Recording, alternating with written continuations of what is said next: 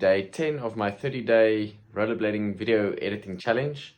Tonight I am going to go through some of the b-roll and photos and just see what's available. I've got my song, we're gonna do it, and yeah, just get familiar to how I can piece this last part together.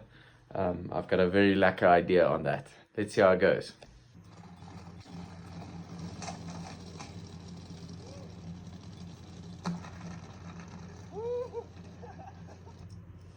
Ninja Eric charging.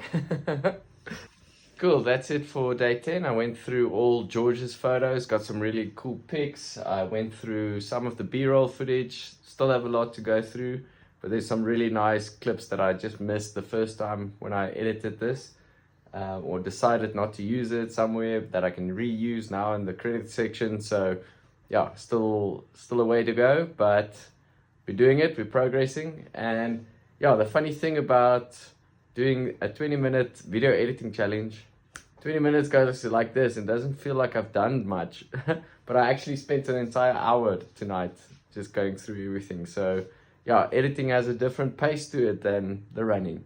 But I'll check it tomorrow for day 11. Thanks for all the support. Also very important, save the projects, especially on these older computers, on these older systems that hack together.